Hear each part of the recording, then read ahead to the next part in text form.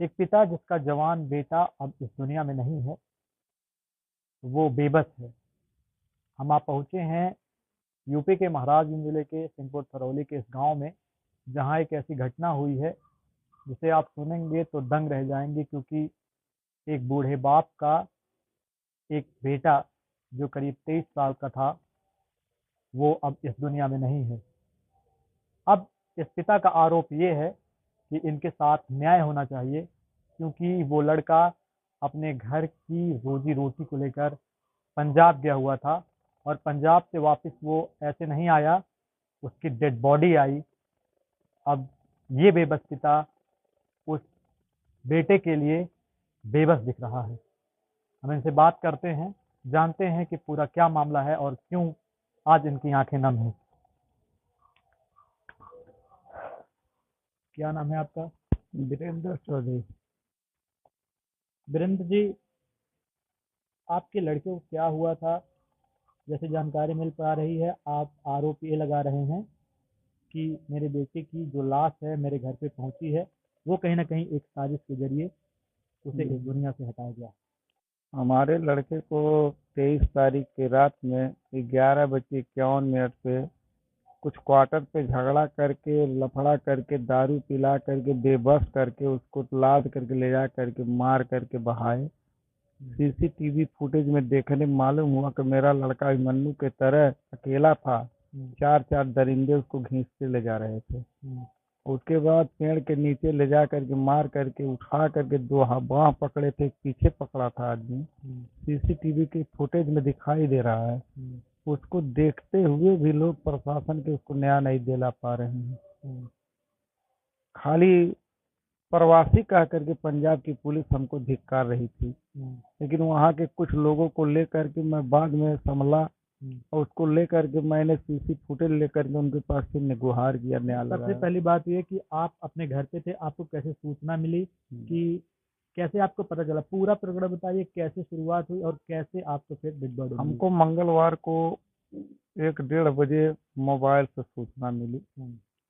हमारे घर का एक लड़का रहता था हिमाचल प्रदेश एमपी में, छत्तीसगढ़ में। हमारे लड़के के पास कुछ मोबाइल वगैरह उसके जेब में पाया गया, जो कागज यहाँ है।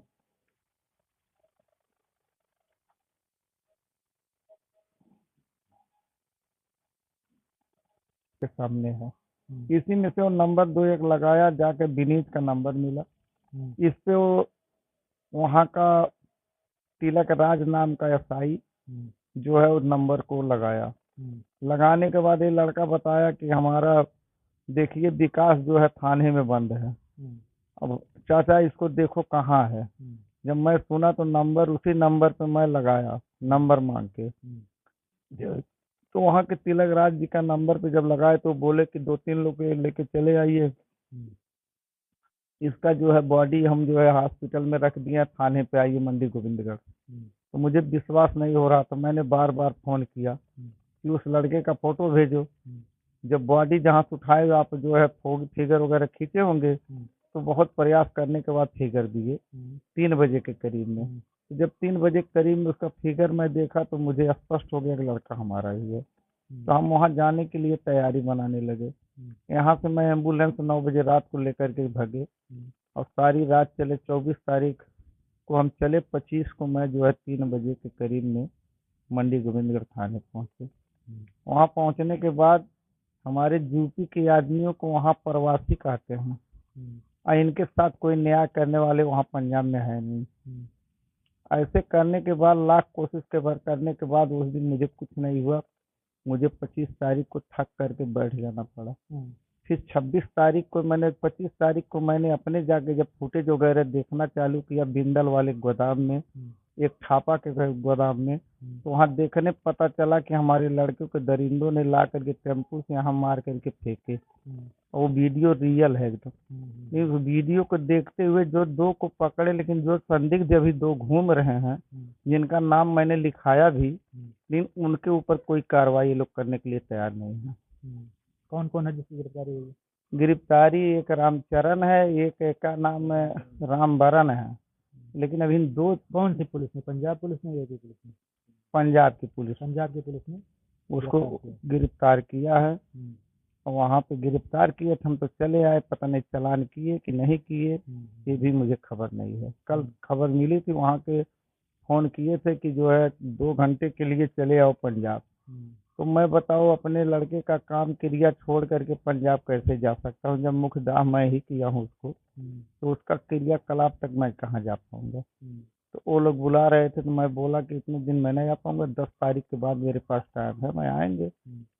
उसके बाद ये जो दो उनको FIR में लिखे कि दो वहाँ के पंजाबी में क्या लिखे क्या नहीं लिखे, हमको समझ भी नहीं आ रहा था। हिंदी में लिखते तो हम उसको समझते, अब वो जो पढ़ के सुनाए मुझको उसको सुनना है। हम कहते हैं मार के पुलिस ने कार्रवाई की, हम्म, लेकिन आपको चीजें समझ में नहीं आई, आपको बताया गया। हमको पढ़ के सुनाया गया, लेकिन उसको हम पढ़ नहीं सकते हैं, तो सुन करके जो लिखा है वो क्या गलत है क्या सही वही जाने। इंग्लिश में होता कुछ समझ लेते, पंजाबी में मुझे क्या समझ में आए।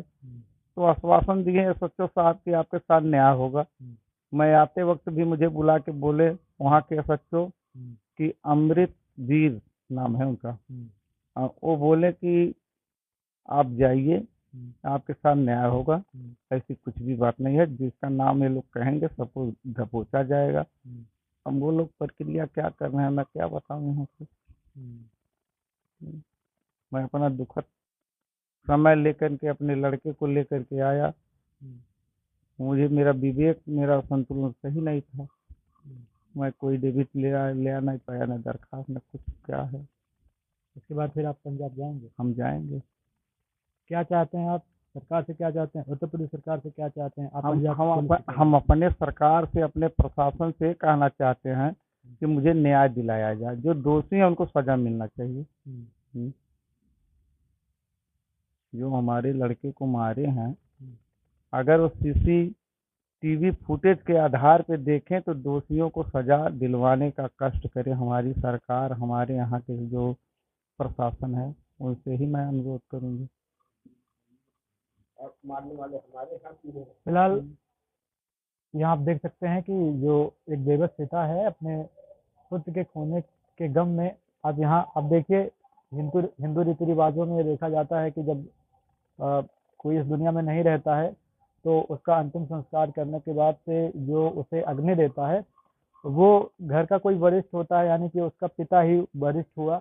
और ये आज यहाँ मजबूर हैं, बैठे हुए हैं। आप घर देखिए, घर पे आज मातम पसरा हुआ है, जहाँ व्यक्ति होली की तैयारी कर रहा है। होली के कुछ दिन पहले ये जो सिलसिला हुआ, जो घटना हुई, वो दर्दनाक तो है, लेकिन आप देखिए क्या स्थिति है यहाँ।